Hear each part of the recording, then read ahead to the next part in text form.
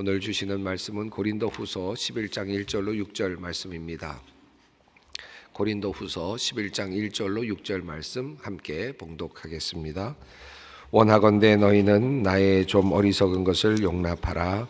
청하건대 나를 용납하라. 내가 하나님의 열심으로 너희를 위하여 열심을 내노니 내가 너희를 정결한 처녀로 한 남편인 그리스도께 드리려고 중매함이로다.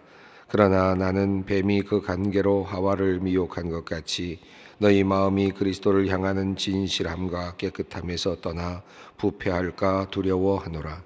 만일 누가 가서 우리가 전파하지 아니한 다른 예수를 전파하거나 혹은 너희가 받지 아니한 다른 영을 받게 하거나 혹은 너희가 받지 아니한 다른 복음을 받게 할 때에는 너희가 잘 용납하는구나.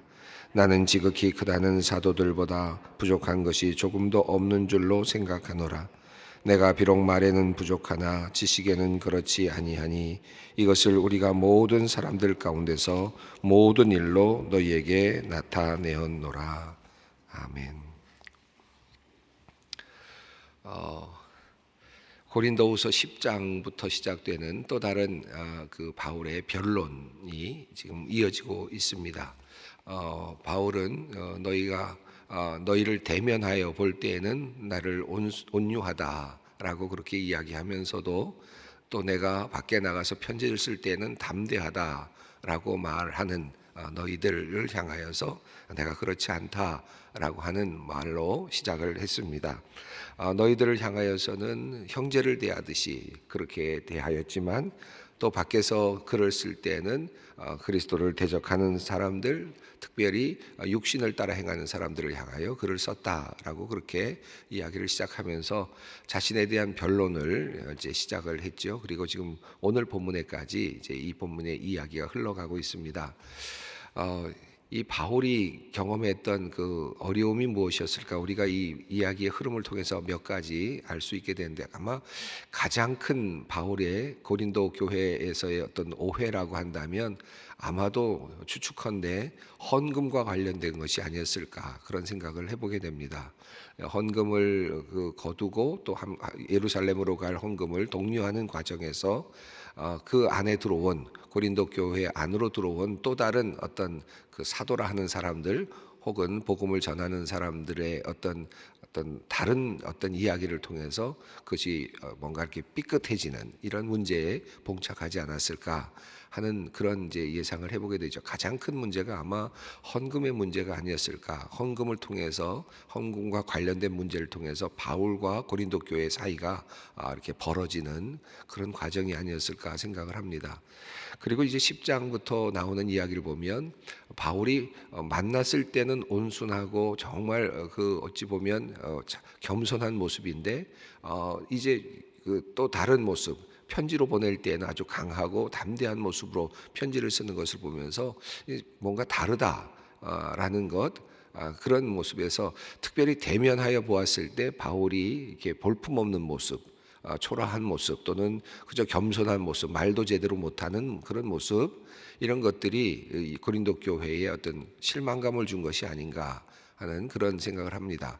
특별히 그 사이에 고린도 교회에 들어와 있었던 사람들은 들어온 또 다른 복음의 전파자들은 나름대로 유창한 언변을 가지고 있었기 때문에 도리어 그들의 말에 미혹하고 매혹된 그런 상태가 되지 않았을까. 그래서 우리가 이미 살펴봤습니다마는 내가 어눌하다 말을 잘 못한다라고 하는 그런 것에 대하여 10절 말씀이죠. 10장 10절에 그들이 말이 그의 편지는 무게가 있고 힘이 있으나 그가 몸으로 대할 때는 약하고 그의 말도 시원하지 않다 하니 이 말이 아마 또 다른 바울에 대한 어떤 비판이 아니었을까 생각합니다. 그러니까 재정적인 문제, 헌금의 문제가 아마 제일 컸던 것 같고요. 그 두 번째는 바울에 대한 어떤 직접 대면해 봤을 때 듣던 것보다는 그렇게 보았던 것도 그러니까 편지로 읽었을 때보다는 훨씬 더 어눌하고 또 표현력도 부족해 보이고 겸손하고 또 온유한 표현인데 그것이 힘있게 여겨주지 않는 유창한 사람들과 유창한 언변을 구사하는 사람들과 비교했을 때는 지혜롭지 않아 보이고 볼품없어 보이는 그와 같은 모습이 아니었을까 생각합니다. 이것에 대해서 지금 사도 바울이 계속해서 이제 싸움을 해나가는 거죠. 자기 자신의 어떤 그 사도성이라든가 또 자기 자신의 사도적인 사역의 진실성이라든가 이런 것들을 계속해서 변호해 나가는 그런 과정이라고 할 수 있겠습니다. 자, 오늘 11장으로 넘어갔는데 1절 말씀을 함께 읽어보겠습니다. 원하건대 너희는 나의 좀 어리석은 것을 용납하라. 청하건대 나를 용납하라. 그 앞선 본문에서 자랑이라는 표현이 나왔지 않습니까? 스스로 자랑하는 사람들에 대한 표현이 나왔고 칭찬하는 스스로를 칭찬하는 사람들에 대한 이야기를 하면서 주 안에서 칭찬할지니라. 너희가 자랑할 것이라면 너희가 주 안에서 칭찬을 해라. 그리고 하나님께서 칭찬하시는 사람이 진짜 칭찬 받는 사람이다. 스스로 칭찬하는 것이 아니라 하나님께 칭찬을 받아야 한다라고 하는 관점에서 칭찬 또는 자랑이라는 관점에서 이제 그 글이 흘러왔죠. 그런데 이 오늘 11장에서는 용납이라는 단어가 이제 또 새롭게 등장합니다. 너희는 나를 용납하라. 이렇게 시작이 되는데요. 4절에 이제 뒷부분에 가면 또 용납하라는 단어가 나오고, 그리고 19절 지금부터 조금 더 뒤로 가야 됩니다만 19절 20절에서 또 용납하라라는 단어가 그렇게 계속해서 나옵니다. 아네코마이라는 단어가 계속 사용되면서 용납하라는 이제 단어가 계속 이제 등장을 합니다. 이 용납이라는 단어의 흐름 안에서 이 이야기가 지금 흘러가고 있습니다. 근데 이 1장 1절을 보면 너희는 나의 어리석은 것을 용납하라. 나의 어리석은 것을 용납하라. 이렇게 되어 있는데 4절을 보면 너희가 다른 복음을 쉽게도 용납하는구나 라는 그런 내용이거든요. 그러니까 고린도후서 11장에서 지금 바울이 하고 싶은 이 용납하라는 말의 중요한 흐름은 이런 것입니다. 너희가 너무 쉽게 다른 복음을 용납한다. 너희가 너무 쉽게 다른 복음에 쉽게 휩쓸린다. 너희가 잘못된 복음에 너무 쉽게 받아들인다는 것이죠. 자, 이것에 대한 비판입니다. 그러니까 올바른 복음을 어렵지만 힘들지만 그러나 단순한 복음을 너희에게 가르쳐 주었는데 그러나 그 복음을 너희가 온전히 그 안에서 자라지 아니하고 자꾸 다른 복음을 찾아가고 다른 지식을 찾아가고 또 새로운 것을 찾아간다는 것이죠. 그리고 그런 것들을 쉽게 용납한다. 이제 이런 것입니다. 그래서 그런 것에 대한 큰 흐름 가운데서 너희가 자꾸 너무 쉽게도 용납을 한다. 다른 복음을 쉽게도 용납한다. 이것에 대한 비판을 하는 내용이 이제 오늘 본문의 주된 내용인데, 그러다 보니까 1절에서는 반어적이라고 그럴까요? 반어법적이라고 그럴까요? 그러니까 너희가 지금 나의 어리석은 것을 용납하라. 청하건대 나를 용납하라. 이제 뒤에 너희가 지금 다른 그런 지식들을, 다른 교훈들을 쉽게 용납하는구나 하는 것을 지금 염두에 깔고, 그리고 지금 그 이야기를 하기 위해서 수사학적으로 지금 접근을 하고 있는 것입니다. 그래서 나의 어리석은 것을 용납하라. 나의 어리석은 것을 용납하라. 내가 좀 어리석은 말을 하마. 나를 용납하라. 너희가 다른 사람의 말은 잘 용납하지 않느냐. 그러니까 내 말도 좀 용납해라. 이렇게 이야기하는 거죠. 그런 의미에서 반어적인 어떤 수사적인 그런 관점에서 시작이 됩니다. 자, 나의 어리석은 것을 용납하라. 내 말을 들어보라 라는 의미겠습니다. 내 말에 귀를 기울여 봐라 라고 하는 관점에서 지금 시작을 합니다. 2절 말씀을 읽습니다. 내가 하나님의 열심으로 너희를 위하여 열심을 내노니 내가 너희를 정결한 처녀로 한 남편인 그리스도께 드리려고 중매함이로다. 그러나 나는, 자, 여기서 내가 하나님의 열심으로 너희를 위하여 열심을 내노니, 이 한글 번역이 이렇게 되어 있습니다만은 여기서 이 열심으로라는 단어를 헬라어로 찾아보면 젤로입니다. 젤로. 그러니까 영어로는 어떻게 되어 있습니까? 젤로스라고 하는 단어가 쓰여져 있죠. 그러니까 같은 어원에서 나온 것이고 젤로스가 헬라어로 젤로입니다. 그러니까 여기서 무슨 어떻게 해석하는 것이 더 낫겠습니까? 내가 질투한다. 그렇죠? 하나님의 질투하심으로 너희를 위하여 질투한다. 이렇게 표현하는 것도 더 적절할 것 같습니다. 지금 질투하는 마음으로 지금 너희를 위하여 질투한다. 하나님께서도 질투하심과 같이 하나님이 질투하시는 마음으로 내가 너희를 질투하는 것이다. 그러니까 이 사랑이죠. 사랑의 그 언어로 지금 시작을 합니다. 깊은 사랑의 마음으로 지금 다른 사람에게 눈길을 주고 있는, 그리고 지금 바람을 피우려고 하고 있는 이와 같은 그 사랑하는 나의 사람, 이 신부를 향하여서 지금 질투한다. 질투하는 마음으로 내가 이것을 쓰는 것이다. 그러니까 내가 지금 너희를 향하여 질투하고 있는데, 너희가 이것이 어리석다면 어리석은 것이겠지. 그러나 너희들이 나의 질투함을 용납해다오라고 하는 그런 의미로 지금 사도 바울이 고린도 교회를 향하여서 글을 쓰고 있습니다. 내가 하나님께서 질투하심과 같이 하나님께서도 질투하시는 하나님이신데, 나도 이 질투함으로 너희들에게 지금 글을 쓰는 것이다. 너희가 마음을 다른 데 주고 있고, 그리고 눈을 다른 데로 향하고 있기에 내가 질투하는 마음으로 너희에게 이 글을 쓰는 것이다.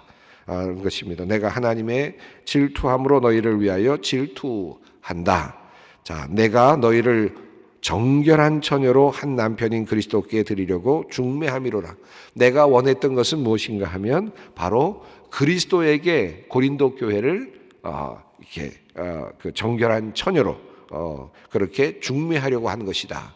하는 것이죠. 그러니까 여기서 그리스도가 신랑이 되고, 그리고 고린도 교회는 신부가 됩니다. 신랑이신 그리스도에게 신부인 교회, 고린도 교회를 이렇게 중매해서 그리스도와 그리고 교회가 하나의 몸을 이루게 하고자 함이었다는 겁니다. 그리고 그러기 위해서 교회를 정결한 교회로, 정결한 신부로 만들어 그 정결한 신부를 그리스도에게 연결시켜 주고자 했다는 것이죠. 이것이 지금 바울의 소망이었다는 겁니다. 이것은 이후에 이제 에베소서 5장 25절 27절에서 조금 더 이렇게 조금 더 자세하게 표현이 되고 있습니다만은, 여기서 바울이 이제 그리스도와 교회의 신랑과 신부로서의 어떤 만남이라고 하는 개념을 이 바울이 여기서 아주 굉장히 중요하게 다루고 있습니다. 짧은 구절이지만 굉장히 중요한 관점이라고 할 수 있습니다. 바울은 지금 고린도 교회가 그리스도와 이제 하나가 되어야 된다. 그리고 그리스도와 결혼하는 것이다. 그리고 교회는 그리스도의 신부이다 라고 하는 관점이죠. 그러므로 그리스도의 신부인 교회는 정결해야 된다는 것입니다. 정결한 처녀로 순전한 모습으로 그리스도와 연합되게 하고 싶었다는 거예요. 그러니까 이게 바울의 소망이라는 겁니다. 바울의 그 귀한 하나의 그 소원이었습니다. 자, 그런 관점에서 내가 시작을 했는데, 그래서 고린도 교회를 세우고 고린도 교회를 그리스도와 연결시켜서 하나의 아름다운 한 몸을 이루게 하기를 원했는데, 자, 이것이 지금 그의 원래적 소원입니다. 자, 그런데 자 3절입니다. 뱀이 그 관계로 화를 미혹한 것 같이 너희 마음이 그리스도를 향하는 진실함과 깨끗함에서 떠나 부패할까 두려워하노라. 자, 이런 마음을 가지고 있는데, 지금 나의 마음은 어떤 마음이냐 하면 창세기에 나왔던 뱀의 그리고 하와의 그 이야기로 내 마음이 지금 쏠린다. 마치 그와 같은 마음이 된다는 거죠. 뱀이 그 관계로 하와를 미혹했던 것 같이, 그래서 하와를 정결한 신부로 만들어주지 못했던 것 같이, 하나님과의 관계를 깨트렸던 것 같이 너희 마음이 그리스도를 향하여 원래 신랑이신 그리스도에게 진실함으로 그리고 깨끗함으로 나아가야 돼, 정결함으로 나아가야 될 것 같은데, 지금 신부의 마음이 흔들리고 있는 모습이 보인다는 것이죠. 신부의 마음이 정결함에서 벗어나고 있는 것 같고, 한눈을 팔고 있는 것 같고, 그리고 정결하지 못한 모습으로 변화되어 가는 것 같은 그런 모습을 보면서 내가 너희가 부패하는 것 같아 두려워한다 라고 이렇게 표현하고 있습니다. 그러니까 고린도 교회가 지금 그리스도의 정결한 신부로 나아가기에 부적절한 모습으로 변해가고 있는 것 같아서 내가 지금 두려워하고 있는 것이다. 내가 이것을 걱정하고 있는 것이다. 이렇게 표현을 했습니다. 여기 진실함이라는 표현이 나왔는데요. 이 진실함이란 말은 하플로테스라고 하는 단어입니다. 이 단어는 총 성경에 신약성에 8번 사용된 것으로 나오는데, 그 중에 5번이 고린도후서에서 아주 지속적으로 사용이 됐습니다.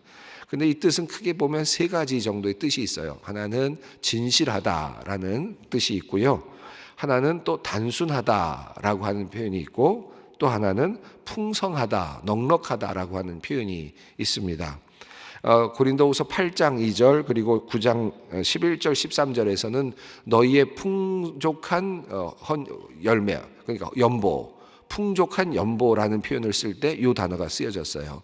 그러니까 고린도후서에서 풍족한이라는 표현으로 3번 사용이 되었습니다. 그러니까 넉넉한 연보라는 말을 쓸 때 이 단어가 사용되었습니다.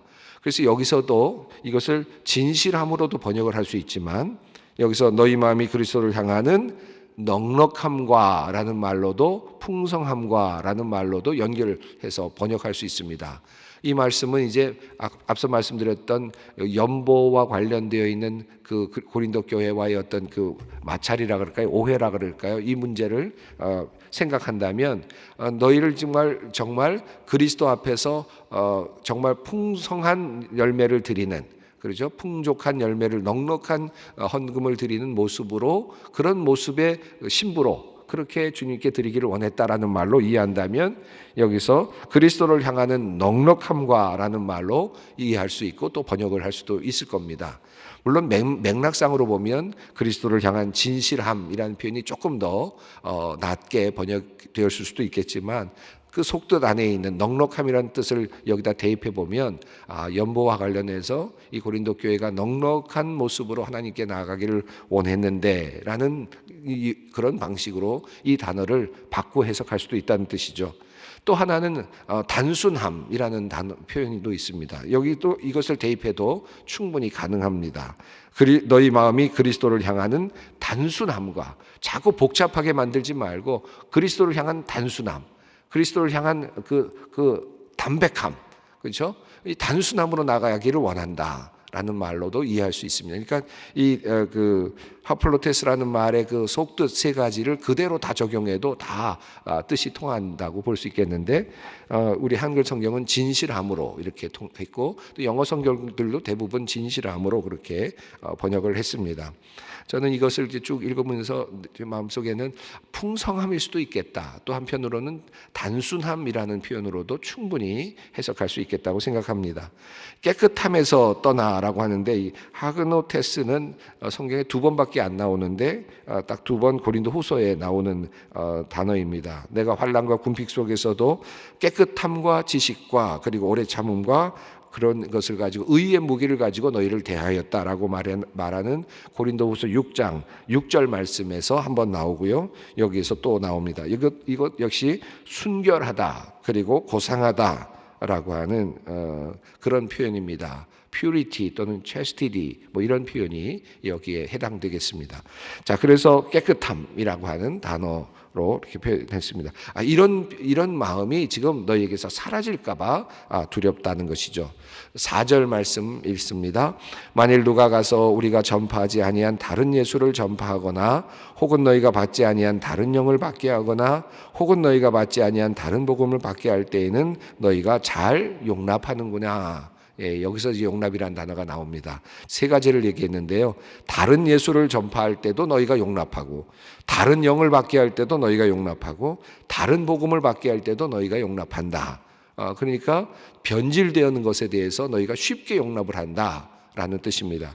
여기서 다른 예수를 전파한다는 말은 나사렛 예수가 아닌 또 다른 어떤 어디 다른 동네에 있는 예수를 전파한다는 것이 아니라 나사렛 예수를 전파하지만 그런데 다른 예수, 다시 말하면 십자가에 달려 돌아가시고 부활하신 예수가 아니라 또 다른 의미의 예수, 예를 들면 성인 예수, 아니면 또 다른 어떤 좋은 지식의 스승으로서의 예수, 이와 같은 좋은 삶을 살아낸 어떤 모범으로서의 예수, 이런 식의 예수를 가르칠 때 변질된 예수라는 것이 다른 예수라는 것입니다. 예수 그리스도는 십자가에 달려 돌아가심으로 우리를 죄에서 구원하시고 그리고 다시 부활하심으로 사망의 권세를 깨뜨리신 분이시다라고 하는 이 바울이 가지고 있는 복음의 핵심, 이 캐리그마라고 할 수 있겠죠. 이 캐리그마와 같은 이 핵심이 바뀌어지는, 그래서 예수라는 이름은 있는데 다른 예수를 가리키는 상황이 되는 것이죠. 영도 마찬가지입니다. 성령이라고 하는 이 성령을 받게 하는 것인데, 성령을 받지 않고 악력을 준다는 의미가 아니라 성령에 대한 이야기를 하는데 그 영에 대한 어떤 일부분, 한 부분만을 이야기하거나 한쪽만을 붙잡고 이것을 반드시 받아야 된다고 가르치는 그런 어떤 고집, 이런 것들을 지금 이야기하는 것이죠. 다른 복음도 마찬가지입니다. 예수 그리스도를 통한 어떤 부활과 십자가 부활의 소망이 아니라 예를 들면 소피아라든지 지혜라든지 다양한 방식으로 다른 복음을 이야기할 때 너희들은 쉽게 넘어간다라고 하는 것입니다. 자, 이것에 대한 바울의 질투입니다. 온전한 복음 안에 서기를, 깨끗한 신앙 안에 너희가 서기를, 그리고 진실함으로 너희가 주님을 따라가기를 바라는 바울의 애타는 마음이 담겨져 있습니다. 오늘 여기까지 함께 살펴보았습니다. 오늘 나는 어떤 지금 성도인가, 주님 앞에 어떤 자리에 서 있는가, 나는 과연 정결한 처녀로 나의 남편인 그리스도와 연합할 수 있는 존재인가, 한번 다시 깊이 생각하며 기도의 자리로 함께 나아가기 바랍니다. 함께 기도합니다. 하늘에 계신 우리 아버지, 아버지의 이름을 거룩하게 하시며 아버지의 나라가 오게 하시며 아버지의 뜻이 하늘에서와 같이 땅에서도 이루어지게 하소서. 오늘 우리에게 일용할 양식을 주시고 우리가 우리에게 잘못한 사람을 용서하여 준 것 같이 우리 죄를 용서하여 주시고 우리를 시험에 빠지지 않게 하시고 악에서 구하소서. 나라와 권능과 영광이 영원히 아버지의 것입니다. 아멘.